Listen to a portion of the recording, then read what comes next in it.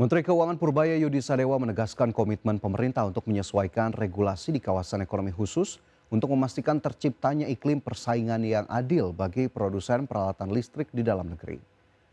Langkah tersebut diambil Purbaya guna merespons maraknya praktik bundling oleh investor atau grup usaha tertentu di kawasan ekonomi khusus yang membatasi masuknya produk-produk komponen lokal yang telah memenuhi standar penyerapan industri nasional. Purbaya juga menyoroti pola pengadaan barang dalam kawasan terpadu yang seringkali mengunci penggunaan produk dari grup tertentu tanpa memberikan kesempatan bersaing secara terbuka kepada produsen lain yang beroperasi di Indonesia. Menurut Purbaya, kondisi tersebut berdampak buruk bagi kelangsungan industri domestik karena menutup ruang kompetisi yang sehat di kawasan-kawasan strategis. Akses perusahaan yang punya pabrik di sini, yang punya TGN lebih tinggi, 40% tadi kan kira-kira rata-rata, itu mempunyai akses yang sama ke kawasan KEK. Kan mereka ada kecenderungan sekarang perusahaan sana kan Cina segala macam bundling, artinya dia nggak mau tahu yang lain lebih murah atau lebih mahal, pokoknya nggak mau dia sama grupnya dia masuk sini. Bagus dan jelek, bagusnya untuk murah untuk investornya, jeleknya adalah untuk produsen kita. Itu seolah-olah tidak bisa bersaing secara fair karena kapasitas di KEK. Nanti kita atur supaya produsen dalam negeri walaupun perusahaan asing yang udah punya pabrik di sini mempunyai kesempatan yang sama untuk. Presiden Prabowo Subianto meminta kementerian dan lembaga terkait menyiapkan rencana pengembangan armada logistik nasional agar pengangkutan barang ke depan lebih banyak menggunakan kapal berbendera Indonesia.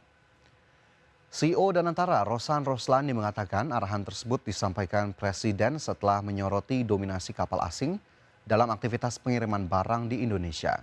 Menurut Rosan, pemerintah juga akan mendorong penguatan industri galangan kapal nasional, baik yang dikelola badan usaha milik negara maupun swasta agar mampu memproduksi kapal berstandar internasional dan memenuhi kebutuhan armada nasional. Bagaimana pengembangan dari armada kita yang dimana sekarang dilihat oleh Bapak Presiden pengiriman barang-barang itu 95% berbendera asing. Bagaimana supaya ini kedepannya juga supaya bisa berbendera Indonesia dan diminta rencana pengembangannya itu seperti apa. Kan kita juga ada galangan-galangan kapal, baik itu yang BUMN maupun swasta nasional yang selama ini kita ingin coba tingkatkan, kita ingin coba majukan sehingga penerapan pembuatan kapal-kapal itu bisa dilakukan Indonesia tetapi juga sesuai dengan. Kepala Staf Kepresidenan Dudung Abdurrahman mendorong integrasi ekosistem mineral kritis logam tanah jarang untuk memperkuat ketahanan nasional dan hilirisasi sumber daya mineral Indonesia. Dudung menilai meski Indonesia memiliki potensi cadangan sekitar 350.000 ton REO, namun tetapi tersebut belum memberikan nilai tambah optimal bagi perekonomian nasional. Selain itu, pengelolaan logam tanah jarang di dalam negeri masih menghadapi sejumlah tantangan, mulai dari keterbatasan teknologi ekstraksi dan pemurnian, standar regulasi dan pengawasan yang belum optimal, lemahnya pencatatan rantai pasok, serta risiko kebocoran sumber daya akibat ekspor yang belum memberikan nilai tambah maksimal.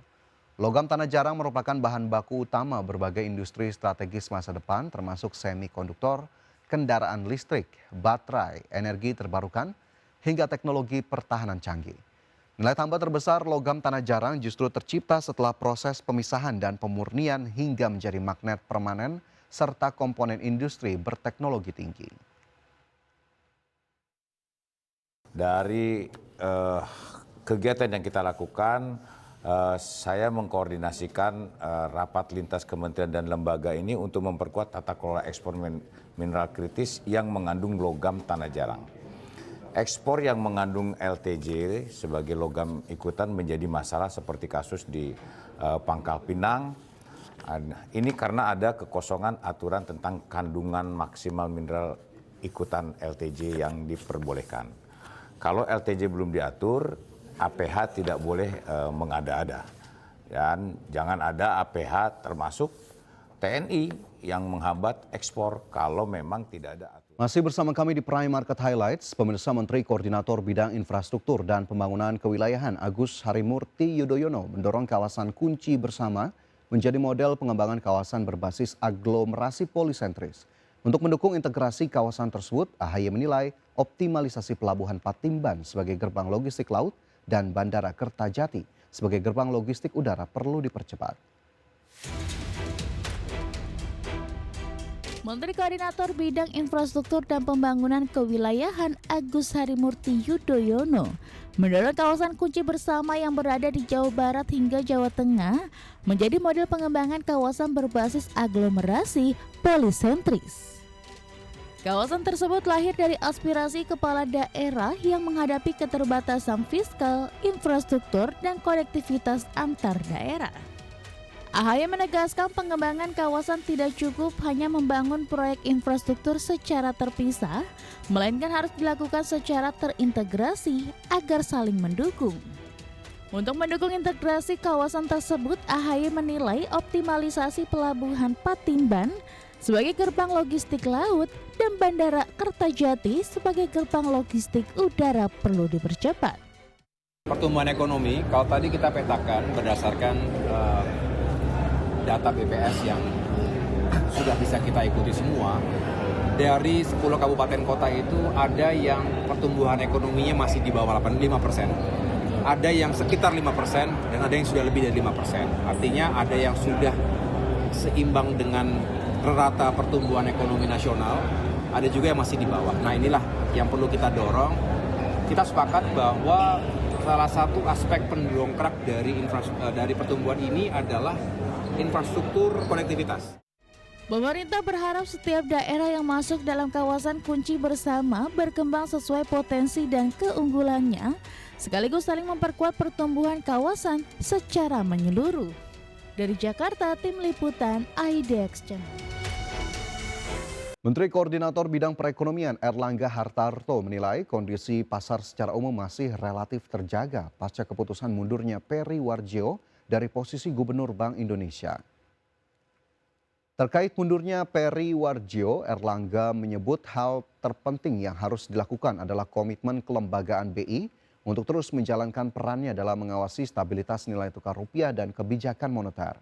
Terkait calon figur yang akan mengisi posisi pimpinan Bank Sentral mendatang, Erlangga mengatakan keputusan tersebut sepenuhnya berada di tangan Presiden Prabowo Subianto.